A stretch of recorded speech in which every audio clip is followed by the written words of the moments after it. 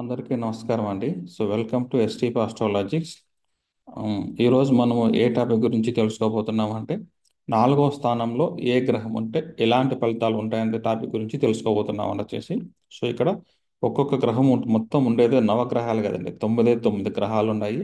మన లగ్నం నుంచి నాలుగో స్థానం నుంచి మనం లెక్క పెట్టుకోవాల్సి వచ్చేసి. చాలా మంది దాంట్లో చెప్పింటే అండి ఎలా చెక్ చేసుకోవాలనేసి ఆన్లైన్ జ్యోతిష్.com వెళ్ళి మనం అక్కడ లగ్న లవాంశకుని క్లిక్ చేస్తే ఫస్ట్ వచ్చే చార్ట్ ఏంటంటే అది లగ్న కుండలి అంటే D1 చార్ట్ అండి. అది వచ్చేసి మనం ఇప్పుడు ఒక్కొక్కటి తెలుసుకోబోతున్నాం సార్. సార్ నాలుగులో గ్రహాలు ఉంటాయి కదా సార్, మీరు చెప్తున్నారు నాలుగులో గ్రహం లేకపోతే ఏంటి సార్ పరిస్థితి అనే వాళ్ళ కోసము ఇక్కడ మళ్ళీ ఇచ్చానండి. నాలుగో స్థానం అధిపతి సూర్యుడు అయినా కూడా ఫలితం ఉంటుందండి. ఇప్పుడు సపోజ్ మీన లగ్నం అండి, నాలుగులో గ్రహం లేదనుకోండి, నాలుగో స్థానాధిపతి ఎవరండి? ఇతనికి బుధుడు కదా సార్ వచ్చేసి మీన లగ్నానికి. అప్పుడు బుధుడు యొక్క ఫలితాలు ఇక్కడ ఇచ్చినాను సార్ వచ్చేసి. అప్పుడు ఈ ఫలితాలు అతనికి 20% ఉంటాయి అనేట్టుగా అర్థం సార్. ఒక ఇంట్లో గ్రహం లేకపోతే ఆ భావాధిపతి పనిచేస్తారండి. గ్రహం ఉంటే గ్రహం డామినేట్ చేస్తుంది సార్ వచ్చేసి. మనం అప్పుడు ఆ లాజిక్ ఇప్పుడు మనం మర్చిపోకూడదండి వచ్చేసి.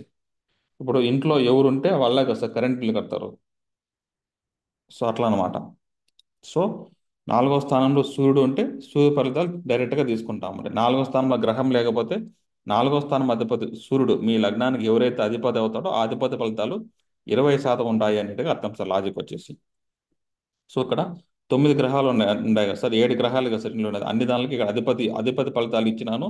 మీ యొక్క గ్రహం ఉంటే కూడా ఫలితాలు ఇచ్చినాను అండి. నాలుగులో గ్రహం ఉంటే అన్ని దానికి ఇచ్చాను సార్. కొంచెం ఓపికగా ఈ స్లైడ్స్ చూస్తే మీకు అర్థమవుతాయి సార్. ఫస్ట్ ఏదైనా సార్ సింపుల్ అండి. నాలుగులో గ్రహం ఉండంటే నాలుగో స్థానం అధిపతి యొక్క భావకారకత్వాలు తెలుసు కదా సార్. మనకు ఇన్వెస్ట్మెంటే కదా సార్ భావకారకత్వాలు. తల్లి స్థానము, ఇన్వెస్ట్మెంటు, తర్వాత అమ్మగారు, ఇంతే కదా సార్ వచ్చేసి. అప్పుడు దాంట్లో గ్రహకారకత్వం ఏమేమి సార్ ఉన్నాయంటే సూర్యగ్రహాన్ని తీసుకోవాలండి, అంతే అండి.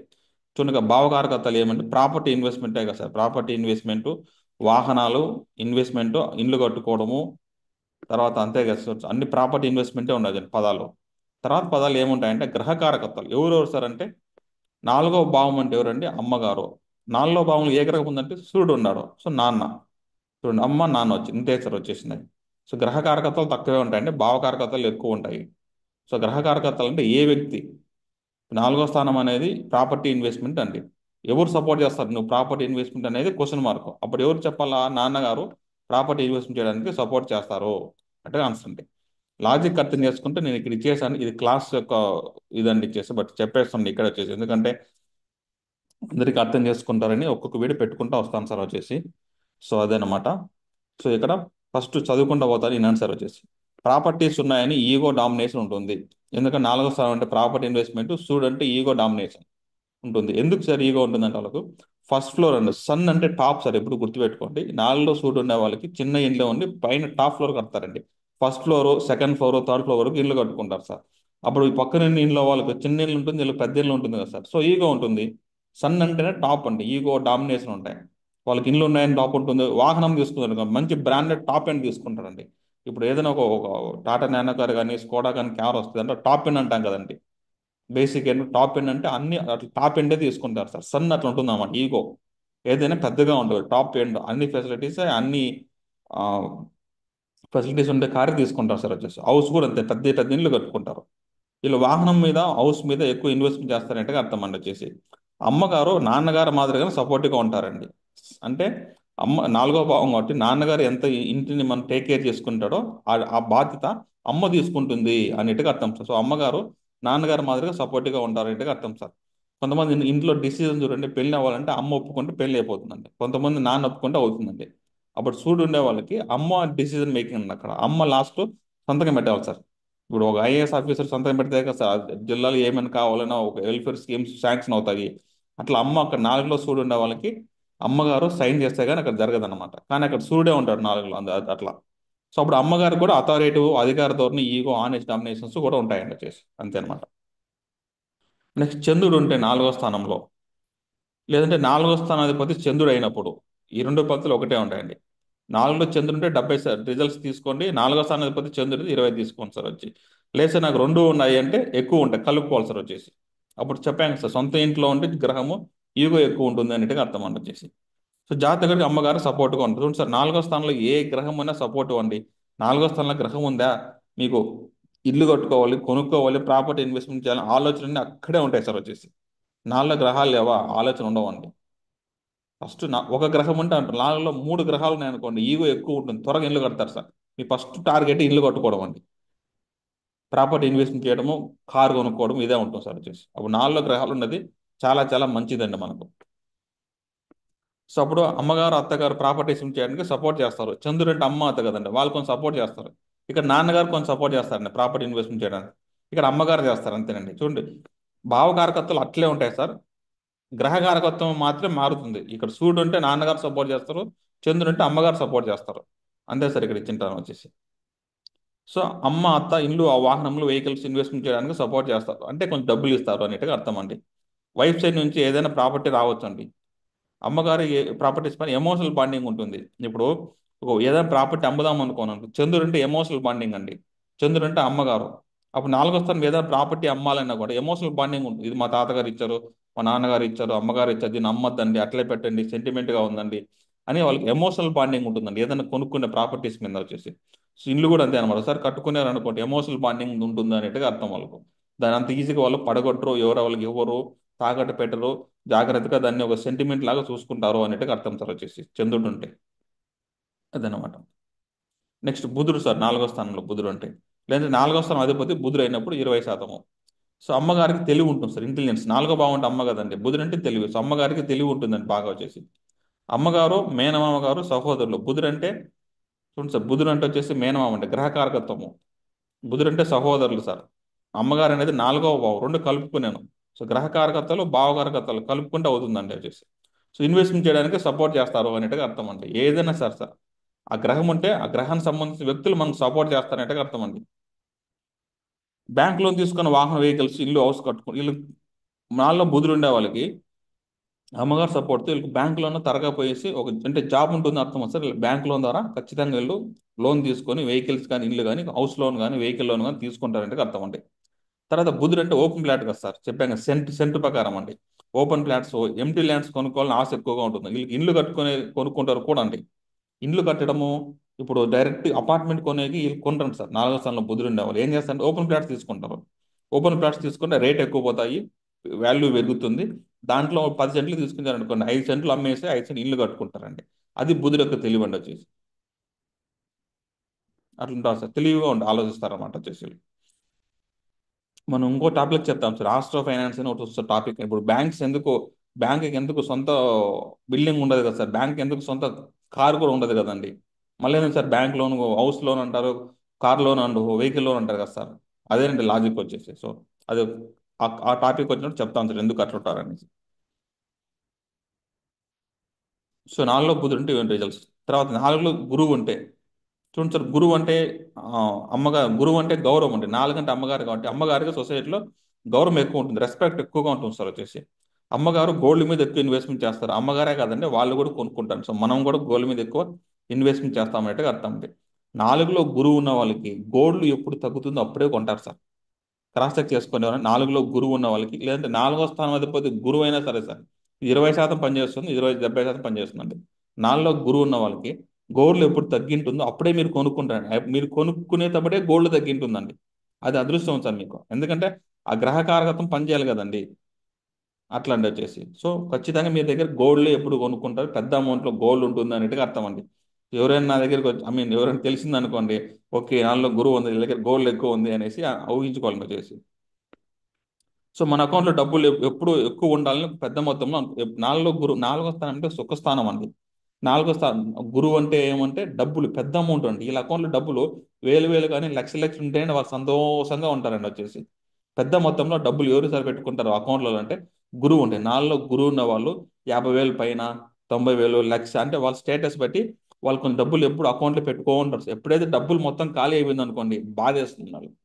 ఎంత బాధ వేస్తుందంటే, చిన్నపిల్లల మొత్తం అయిపోయింది నా అకౌంట్లో డబ్బులు లేదనేసి బాధపడిపోతారంట వచ్చేసేవాళ్ళు. సో అదనమాట. సో అలా పిల్లలు ప్రాపర్టీస్ ఇన్వెస్ట్మెంట్ చేయడానికి సపోర్ట్ చేస్తారు. అంటే పెద్ద అయిన తర్వాత పిల్లలు కూడా సపోర్ట్ చేస్తారండి. ఓ జాబ్ చేసిన తర్వాత అప్పుడు వాళ్ళు సపోర్ట్ చేస్తారనేది అర్థం అని వచ్చేసి. సో పిల్లలు ఇండ్లు, హౌస్, వెహికల్స్ ఇన్వెస్ట్మెంట్ చేయడానికి సపోర్ట్ చేస్తారు. అదే సార్ లాజిక్ వచ్చేసి. అంటే ఎల్డర్ ఏజ్ అండి. వయసు 50 60 పైన అయిన తర్వాత మీ పిల్లలు జాబ్ చేసినప్పుడు వాళ్ళు మీకు ఇల్లు కట్టుకునేకి సపోర్ట్ చేస్తారు అనేట్టుగా అర్థం సార్ వచ్చేసి నాలో గురువు ఉంటే. నాలో శుక్రుడు ఉంటే ఇది దిగ్బలం అవుతుంది సార్. నాలో శుక్రుడు లగ్జరీ సార్ ఇల్లు చెప్పాల్సిన అవసరమే లేదండి. నాలుగో భావంలో శుక్రుడు అయినా కానీ, నాలుగో స్థానంలో శుక్రుడు అయినా కానీ luxury vehicles, luxury home, luxury gadgets మీద ఇన్వెస్ట్మెంట్ చేస్తారు. లేదంటే వైఫ్ తరపున వస్తాయండి వీళ్ళు. ఒకటి సంపాదించుకుంటారు లేదా వైఫ్ తరపున వస్తాయండి. సో జాతకుడు జాతకాలకి లగ్జరీ లైఫ్ ఉంటుందండి. సినిమా వాళ్ళలాగా లగ్జరీ హోమ్ కట్టుకుంటారు, లగ్జరీ వెహికల్స్ కొనుక్కుంటారు టైం వచ్చినప్పుడు. లేడీస్ ప్రాపర్టీస్ ఇన్వెస్ట్ చేయడానికి సపోర్ట్ చేస్తారండి. వీళ్ళు నాలుగులో శుక్రుడు అంటే వీళ్ళందరూ సపోర్ట్ చేస్తారు సార్. ఓన్లీ లేడీస్ సపోర్ట్ ఫుల్గా ఉంటుందండి. వైఫ్, అత్త, భార్య, మేనత్త, పెద్దక్క, మొదటి కుమార్తె అంటే వచ్చేసి వీళ్ళందరికీ ఒక ఏజ్ ఏజ్ బట్టి అండి. బిఫోర్ మ్యారేజ్ అయితే అక్క ఉంటుంది, ఆఫ్టర్ మ్యారేజ్ భార్య ఉంటుంది, మళ్ళీ అత్త వస్తుంది. మేనత్త అయితే చిన్న బిఫోర్ మ్యారేజ్ మేనత్త ఉంటుంది. మళ్ళా చాలా వయసు ఎక్కువైనప్పుడు కూతుర్లు వస్తారండి. అట్లా వీళ్ళ సపోర్ట్ ఉంటాయి. ఎప్పుడు లేడీస్ సపోర్ట్ ఉంటుంది అనేటికి అర్థం అండి వీళ్ళకు. ఏజ్ బట్టి తీసుకోవాలి వచ్చేసి. ఇవన్నీ ఎప్పుడు సార్ జరుగుతాయంటే నాలుగో స్థానం యొక్క అధిపతి యొక్క అంతర్దశ జరిగినప్పుడు జరుగుతాయి సార్. మనకు వచ్చేసి ప్రతి ఫలితము అంతర్దశ వచ్చినప్పుడు జరుగుతాయి సార్ వచ్చేసి. నాలుగో శని ఉంటే చూడండి సార్, శని అంటే స్లో ఉండే, నాలుగో స్థానం అంటే ప్రాపర్టీ కదా సార్. అప్పుడు చాలా స్లోగా ప్రాపర్టీస్ మీద ఇన్వెస్ట్మెంట్ చేస్తా ఉంటారండి వచ్చేసి వీళ్ళు. చాలా కష్టపడి ప్రాపర్టీస్ మీద ఇన్వెస్ట్మెంట్ చేస్తారు. అంత ఈజీ కాదు సార్ వీళ్ళకి పాపం. చాలా కష్టపడతారు అనమాట.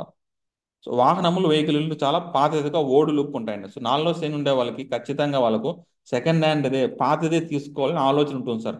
మీరు పాతది తీసుకుంటే బాగా కలిసి వస్తాయండి మీకు. సో పాత ఇండ్లు, పాత వాహనంలో సెకండ్ హ్యాండ్ ప్రాపర్టీస్ మీద ఇన్వెస్ట్మెంట్ చేస్తే బాగా కలిసి వస్తుంది రాశాను చూడండి వచ్చేసి. సో అమ్మగారు కష్టపడి పైకి వచ్చారని సొసైటీలో ఉంటుంది. అంటే శని ఎక్కడున్నా కూడా కష్టపడి పైకి వచ్చారని పేరు ఉంటుంది సార్ వచ్చేసి.